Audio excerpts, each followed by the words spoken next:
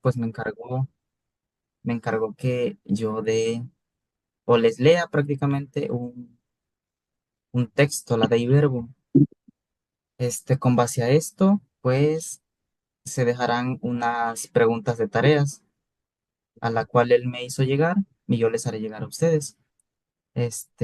Antes de empezar, pues vamos a hacer una pequeña oración y decimos en el nombre del Padre, del Hijo y del Espíritu Santo. Amén. Amén. Señor Jesús, te agradecemos en esta hora por permitirnos reunirnos una vez más. Te agradecemos por el don de la vida y nos llenes de sabiduría para poder comprender de manera correcta tus palabras y logremos discernir acorde a tu voluntad. Seas tú quien obra a través de nosotros y por la intercesión de tu Santa Madre Santísima, nos concedas el perdón y que podamos seguir en adelante en tu camino. Amén. Amén. Ok, les voy a presentar la pantalla para que podamos eh, visualizar la lectura. Cualquier duda o cualquier cosa que ustedes necesiten, me comentan para que podamos continuar. Ok, esta, la lectura es de la Dei Verbum. Vamos a leer hasta donde nos dé el tiempo. Dice de la siguiente manera, Proemio, el Santo Concilio, escuchado religiosamente la palabra de Dios y proclamándolo confiadamente, hace cuya la frase de San Juan, cuando dice, os anunciamos la vida eterna que estaba en el Padre y se nos manifestó. Lo que hemos visto y oído os lo anunciamos a vosotros, a fin de que viváis también en comunión con nosotros. Y esta comunión nuestra sea con el Padre y con su Hijo Jesucristo. Primera de Juan, capítulo 1, del 2 al 3. Por lo tanto, siguiendo las huellas de los concilios tridentinos y Vaticano I, se propone exponer la doctrina genuina sobre la divina revelación y sobre su transmisión para que todo el mundo, oyendo, crea el enunciado de la salvación, creyendo, espere y esperando. Amén. Capítulo 1. Revelación en sí misma. Naturaleza y objeto de la revelación. Punto 2. Dispuso Dios en su sabiduría revelarse a sí mismo y dar a conocer el misterio de su voluntad, mediante el cual los hombres, por medio de Cristo, Verbo encarnado, tienen acceso al Padre y en el Espíritu Santo y se hacen consortes de la naturaleza divina. En consecuencia, por esta revelación, Dios invisible habla a los hombres como amigo, movido por su gran amor y mora con ellos para invitarlos a la comunión consigo y recibirlos en su compañía. Este plan de la revelación se realiza con hechos y palabras intrínsecamente conexos entre sí, de forma que las obras realizadas por Dios en la historia de la salvación manifiestan y confirman la doctrina y los hechos significados por las palabras, y las palabras por su parte proclaman las obras y esclarecen el misterio contenido en ellas. Pero la verdad íntima acerca de Dios y acerca de la salvación humana se nos manifestó por la revelación en Cristo, que es a un tiempo mediador y plenitud en toda la revelación. Bueno, como logramos escuchar en este primer punto, que es sobre la naturaleza y objeto de la revelación, nos dice que Dios es invisible. Sin embargo, Dios mismo habla a través de los hombres, esto con el fin de que podamos saber cómo es la revelación de Dios, porque como sabemos, anteriormente ya se venía anunciando que Dios existía, como es con nuestro padre Abraham, Moisés. Sin embargo, Dios mismo envió a su Hijo único, que como lo dice, tiene acceso al Padre en el Espíritu Santo y se nos hacen consortes de la naturaleza divina. Como sabemos, la naturaleza de Dios es divina. Dios mismo es invisible si lo vemos desde ese punto. Sin embargo, está obrando constantemente en nuestra vida, lo que quiere decir que Dios se hace presente en cada detalle de nuestro día a día. Como lo dice aquí, Dios invisible habla a los hombres como amigos. Entonces, Dios mismo se hace amigo de los hombres, dándonos a su Hijo Jesucristo. Y vamos a ver a continuación lo que la complementación de este primer punto, que es la naturaleza y objeto de la revelación. El siguiente punto dice la preparación de la revelación evangélica. Punto 3. Dios, creándolo todo y conservándolo por su verbo, da a los hombres testimonios parecne de sí en las cosas creadas y, queriendo abrir el camino de la salvación sobrenatural, se manifestó, además, personalmente a nuestros padres ya desde el principio, que es prácticamente lo que venía diciendo anteriormente.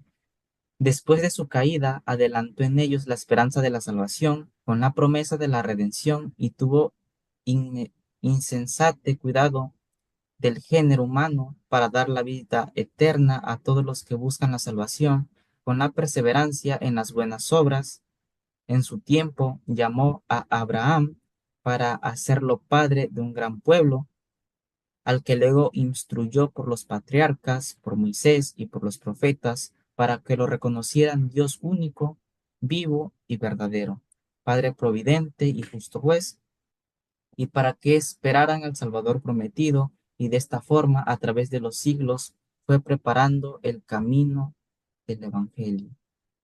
Como nos podemos dar cuenta en este punto sobre la preparación de la revelación evangélica, se nos fue diciendo o sabemos más que nada que como lo dice en este punto que resalto, dice que en su tiempo llamó a Abraham, es decir, que anteriormente Dios ya se estaba haciendo presente con nuestros padres antepasados. Como sabemos, Padre es el Padre de todos nosotros que formamos la iglesia en su conjunto. Entonces, la preparación de de la revelación evangélica ya se estuvo haciendo desde antes que Dios enviara a su Hijo. Con base a esto, nos fue instruyendo, nos fue dando profecías de que vendría un Mesías, un Salvador, pero pues las personas no creían esto.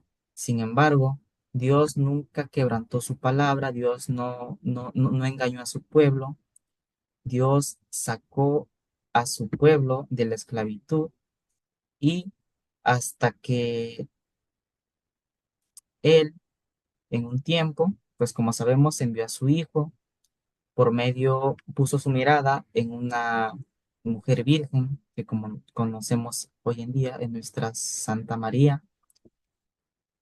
A través de ello fue que Dios cumplió sus promesas, como lo dijo con nuestro padre Abraham, con Moisés y con todos los profetas que ya venían anunciando que venía un ser divino, un ser que estaría más allá de su entendimiento, que nos daría la salvación en plenitud, la salvación prometida que Dios mismo había prometido a nuestros anteriores padres, a nuestros anteriores hermanos, y que en este punto de la preparación de la revelación evangélica se nos hace mención de ello, que anteriormente Dios ya venía diciendo esto con nuestros anteriores hermanos.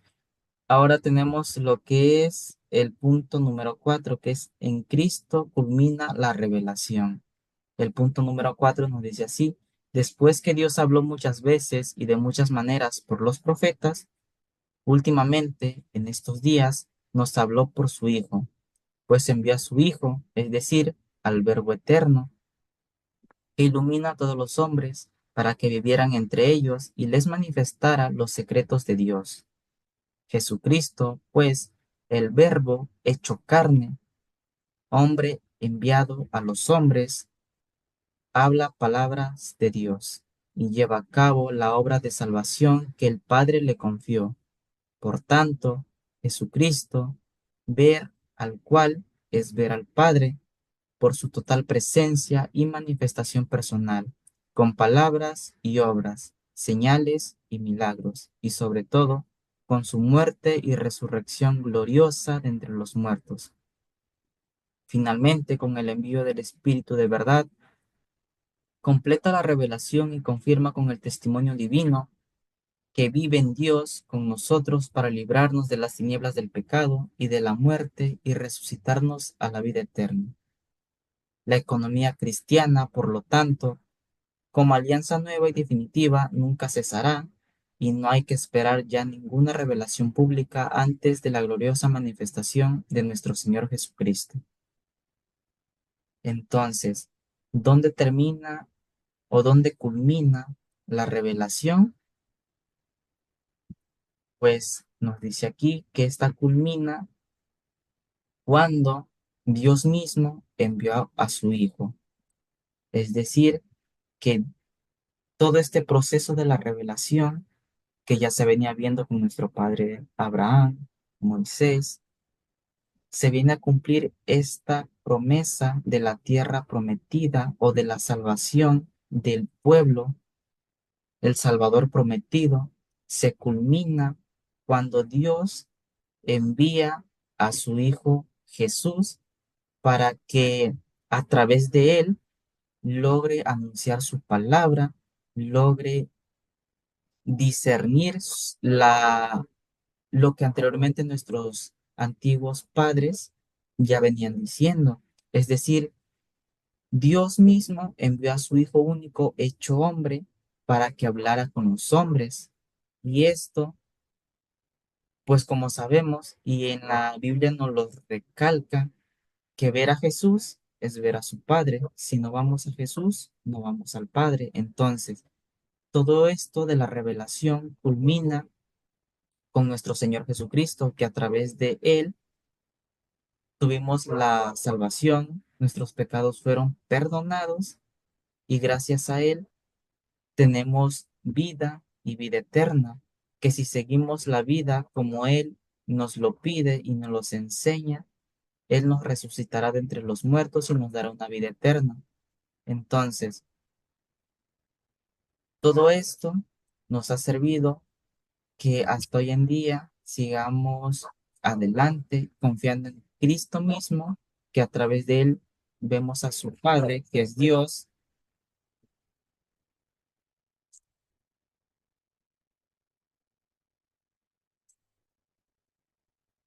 y como nos dice en el último párrafo, que ya no esperemos ninguna revelación pública, porque en sí la revelación, como nos lo dice, ya culminó con Cristo, con su Hijo.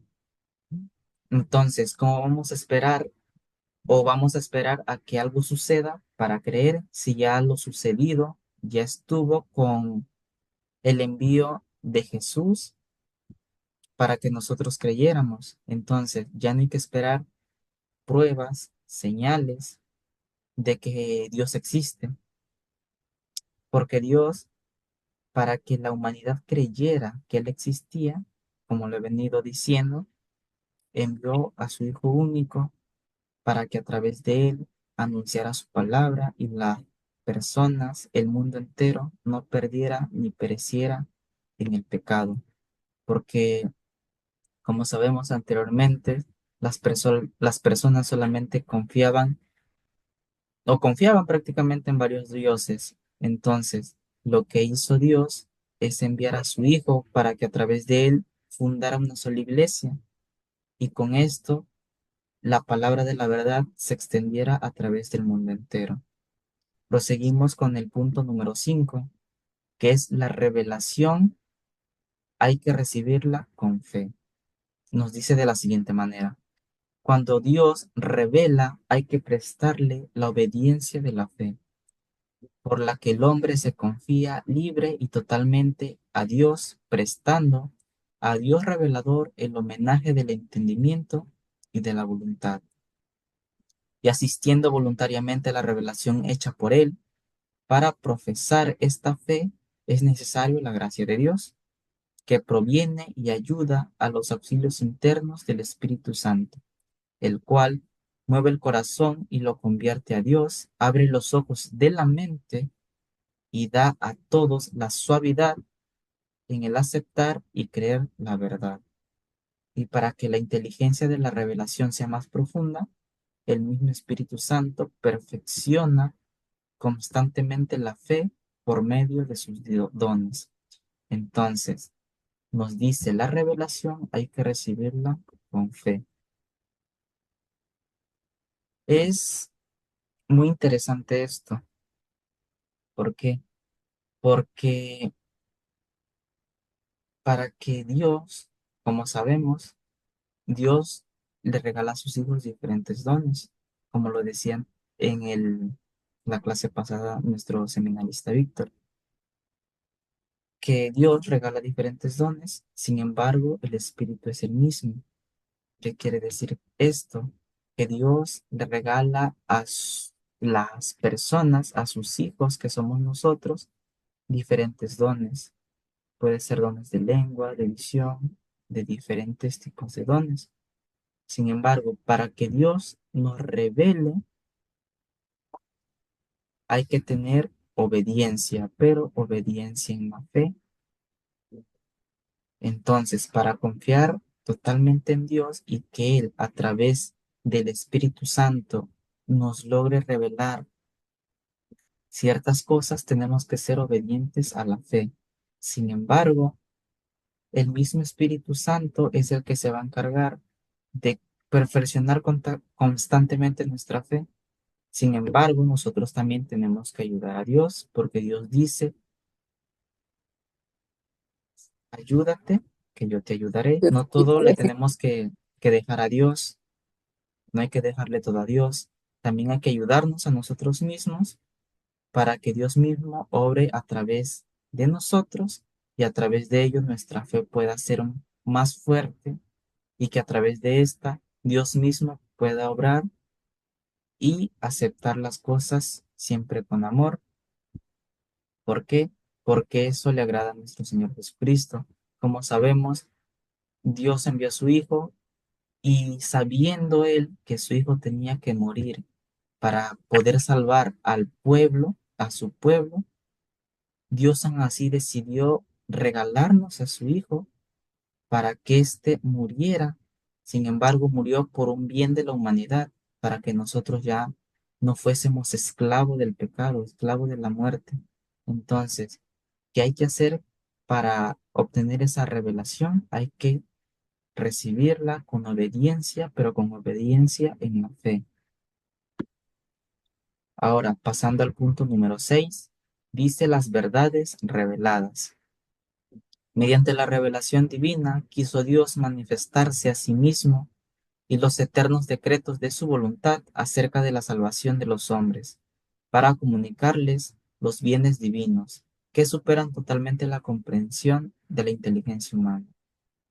Confiesa el Santo Concilio que Dios, principio y fin de todas las cosas, puede ser conocido con seguridad por la luz natural de la razón humana, partiendo de las criaturas, pero enseña que hay que atribuir a su revelación el que todo lo divino por su naturaleza no sea inaccesible a la razón humana, lo pueden conocer todos fácilmente, con certeza y sin error alguno, incluso en la condición presente del género humano.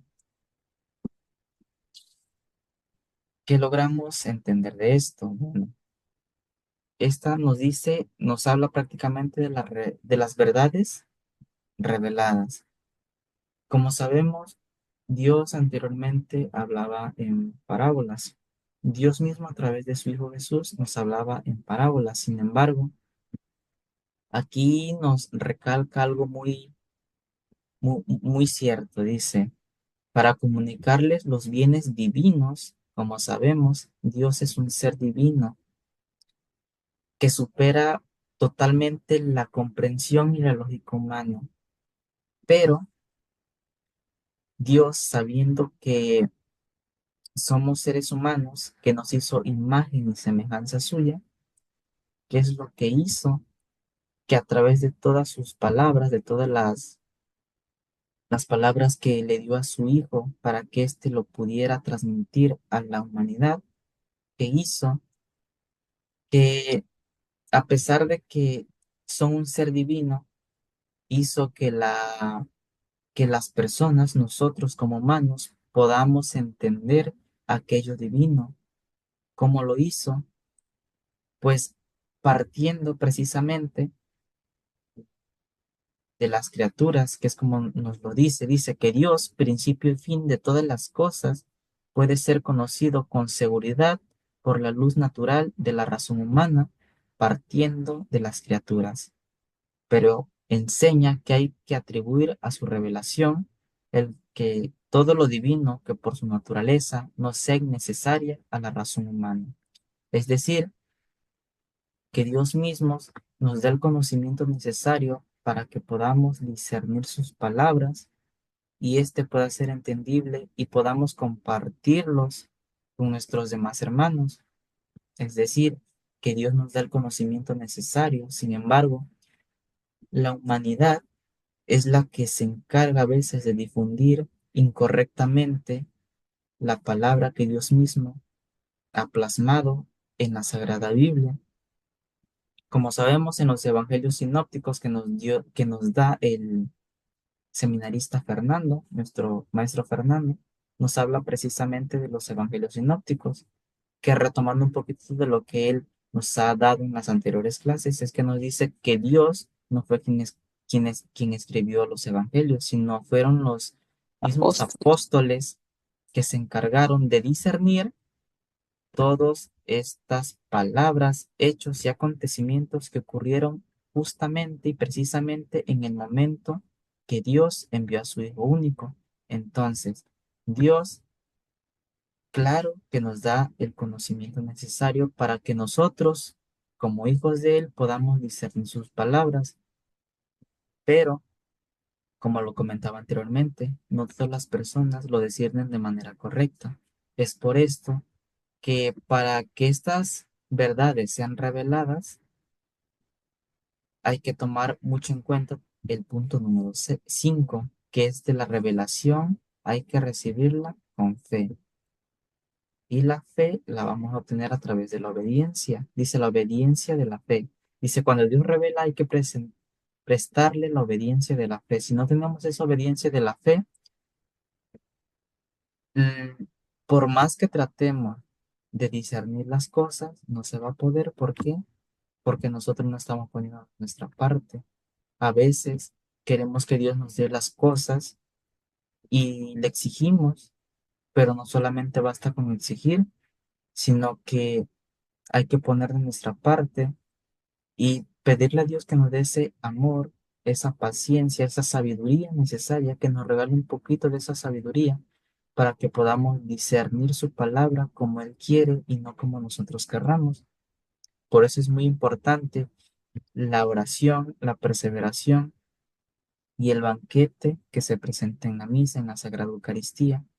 Si nosotros hacemos esto y constantemente estamos en manos de Dios, es más que suficiente para que nosotros, con lo poco o mucho que logremos entender, lo pongamos en práctica. No solo basta con que lo pongamos en práctica con nosotros mismos, sino que también seamos capaces de compartir lo que comprendemos y Dios nos regala a través de los evangelios, a través de las misas, y que podamos compartirlo a demás personas que no lo conozcan. ¿Por qué? Porque de eso se trata, de evangelizar la palabra de Dios y que estas revelaciones que ya han sido reveladas en nuestra Sagrada Biblia, nosotros la podamos compartir con las demás personas y éstas puedan tener un conocimiento más profundo de Dios. Esto es prácticamente lo que trata el primer capítulo de la revelación en sí misma. Ahora vamos a pasar al capítulo número 2, que es la transmisión de la revelación divina. Y el primer punto dice así: los apóstoles y sus sucesores, heraldos del Evangelio. Número 7. Dispuso Dios benignamente que todo lo que había revelado para la salvación de los hombres permanecería íntegro para siempre y se fuera transmitiendo a todas las generaciones.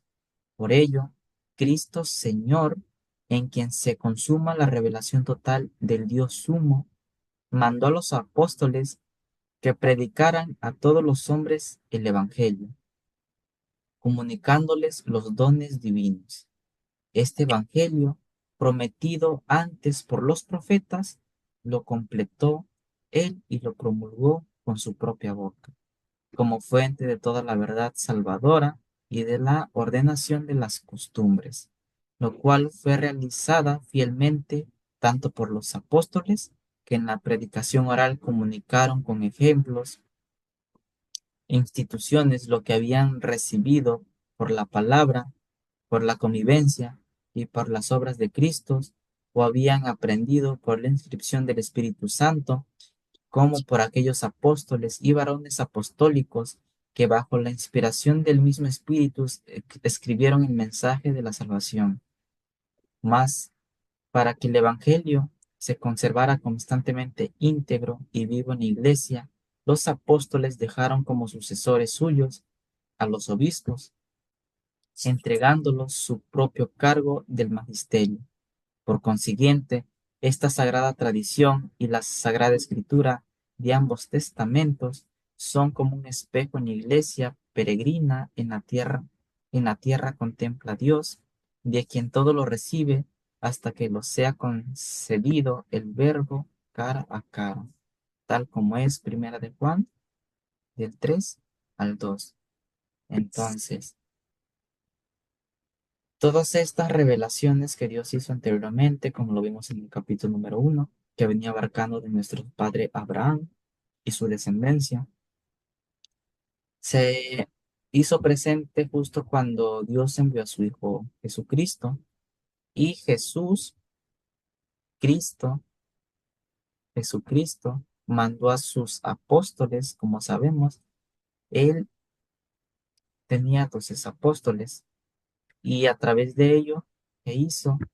Los hizo que fueran por todas las naciones a predicar el Evangelio. Ellos anteriormente no cargaban su Biblia, ¿verdad? No tenían Biblia como actualmente la tenemos nosotros. Ellos evangelizaban a través de lo que ellos vivieron con Jesús, de lo que salía de la propia palabra de Dios. Ellos lo transmitían esa sabiduría que Dios mismo les había concedido. Estos apóstoles fueron los encargados de que la humanidad fuera conociendo a Dios y que a través de Dios las personas pudieran salvarse. Entonces, los sucesores de los apóstoles, como lo hizo mención en el último párrafo, dice que los apóstoles dejaron como sucesores suyos a los obispos. Entonces, al nosotros ver un obispo, ¿qué estamos viendo? Estamos viendo a los apóstoles, y de los apóstoles estamos viendo a Jesús mismo. Entonces, todo esto fue una cadena que el mismo Jesús puso desde su, desde su evangelización, desde que él fue enviado. Entonces, a través de él fue que mandó a los apóstoles, y hay incluso apóstoles que incluso después de que Jesús fue muerto y crucificado en la cruz, hubieron apóstoles que se integraron a los apóstoles que anduvieron con Jesús, y estos apóstoles a través del Espíritu Santo fueron que recibieron ese don de la evangelización para que fuesen a las demás naciones a proclamar las buenas nuevas, a proclamar la palabra, el evangelio, la sabiduría que Dios mismo había puesto en cada uno de estos apóstoles. Sin embargo, como sabemos, los apóstoles, al profetizar la verdad, cada uno fue muriendo a través de esto. Sin embargo, esto no fue malo, esto fue bueno. ¿Por qué? Porque ellos murieron evangelizando la palabra de Dios. Ellos murieron en gracia de Dios. ¿Por qué? Porque ellos fueron, o por las demás personas que, como sabemos, no creían como tal en que Dios mismo fuera el Hijo de Dios, que Jesús fuese el Hijo de Dios. Ellos, al no querer saber eso y no aceptar la verdad, lo que hicieron es que agarraban a los apóstoles, los torturaban a tal grado de ocasionarles la muerte, pero ellos murieron en gracia de Dios, murieron evangelizando. Y como sabemos, hoy en día tenemos a los obispos que a través de ellos podemos seguir escuchando la palabra de Dios, podemos seguir sabiendo que Dios es uno, que Dios a través de su Hijo Jesús nos hizo y nos amó tanto que fue capaz de darnos a su único Hijo para que nosotros pudiéramos ser salvos y gracias a esto, pues tener vida eterna y no morir en pecado. Pasamos al segundo punto, que es la sagrada tradición. Punto número 8. Dice así: así pues, la predicación apostólica, que está expuesta de un modo especial en los libros inspirados, debía conservarse hasta el fin de los tiempos, por una sucesión continua. De ahí los apóstoles, comunicando lo que de ellos mismos han recibido, amonestan a los fieles que conservan las tradiciones que han aprendido o de la palabra o por escrito, y que sigan combatiendo por la fe que se les ha dado una vez para siempre. Ahora bien, lo que enseñaron los apóstoles encierra todo lo necesario para que el pueblo de Dios viva sanamente y aumente su fe. Y de esta forma la Iglesia, en su doctrina, en su vida y en su culto, perpetúa y que transmite a todas las generaciones todo lo que de ella es, todo lo que cree. Esta tradición, que deriva de los apóstoles, regresa a la Iglesia con la asistencia del Espíritu Santo, puesto que va creciendo en la comprensión de las cosas y de las palabras transmitidas, ya por la contemplación y el estudio de los creyentes que las transmitan en su corazón y por la percepción íntima que experimentan de las cosas espirituales, ya por el enunciado de aquella en que con la sucesión del epis- episcopado recibieron el carisma cierto de la verdad, es decir, la Iglesia en el decurso de los siglos tiende constantemente a la plenitud de la verdad divina hasta que en ella se cumplan las palabras de Dios. Las enseñanzas de los santos padres testifican la presencia viva de la tradición, cuyos tesoros se comunican a la práctica y a la vida de la Iglesia creyente y orante. Por esta tradición, conoce la Iglesia el canon íntegro de los libros sagrados y la misma Sagrada Escritura se va conociendo en ella más a fondo y se hace incesantemente operativa. Y de esta forma, Dios, que habló en otro tiempo, habla sin intermisión con la esposa de su amado Hijo, y el Espíritu Santo, por quien la voz del Evangelio resuena viva en la Iglesia y por ella en el mundo, va induciendo a los creyentes en la verdad entera y hace que la palabra de Cristo habite en ellos abundantemente. En este apartado, que es la sagrada tradición, como pudimos escuchar, nos habla precisamente de la tradición, pero la tradición en la fe de la Iglesia, como lo vimos en el anterior punto. Los apóstoles son los que se han encargado de llevar en sí esta tradición, porque si los apóstoles no hubiesen obedecido a nuestro Señor Jesucristo, entonces esta tradición, o como lo conocemos hoy, nuestra iglesia católica, como sabemos, nosotros traemos tradiciones de eh, miércoles de ceniza, Semana Santa, lo que es el nacimiento de Jesús, que es en diciembre, el 24.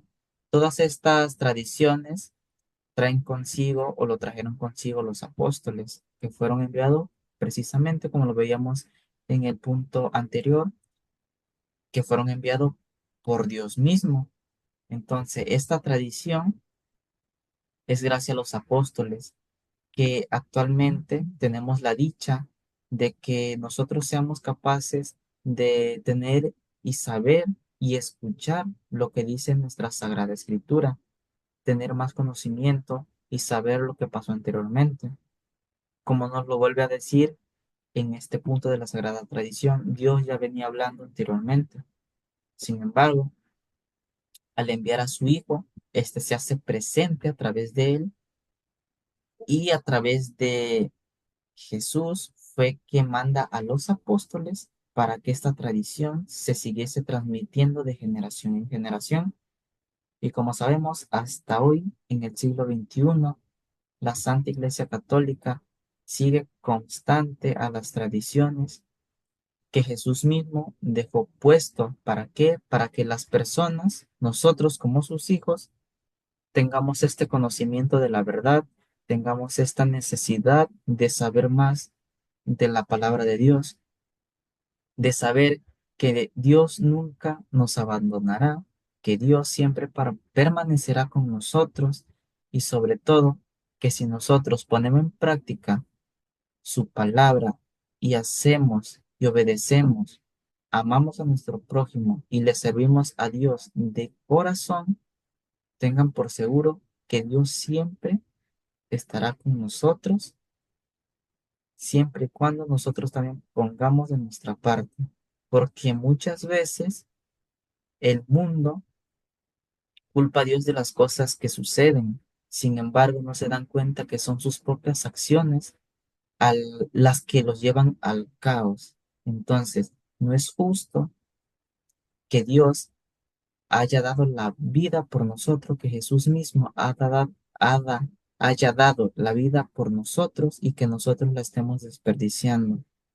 Entonces, para que nosotros podamos vivir y tener la vida eterna que Dios nos dio en su muerte, es necesario que nosotros, como hijos de Él, tengamos esa necesidad y esas ganas de evangelizar, no tanto en nuestros hogares, sino compartir, como le decía hace unos momentos, compartir la poca interpretación que nosotros nos da Dios para transmitirla a las demás personas, que esta tradición no solamente se quede en esta generación, sino que siga constantemente en nuestras nuevas generaciones, en nuestros hijos, en nuestras hijas.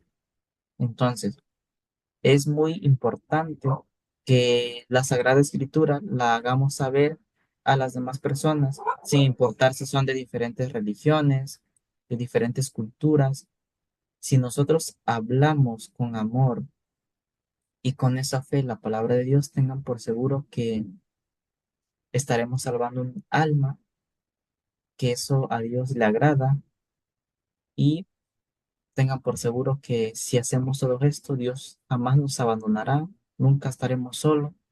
Y si ponemos en práctica todo esto, verán que las cosas vendrán por añadiduras y Dios será quien se encargue de transmitir esa sabiduría para que nosotros sigamos evangelizando a las demás personas. No sé si tengan alguna duda al respecto, si quieran agregar algo, si quieran comentar.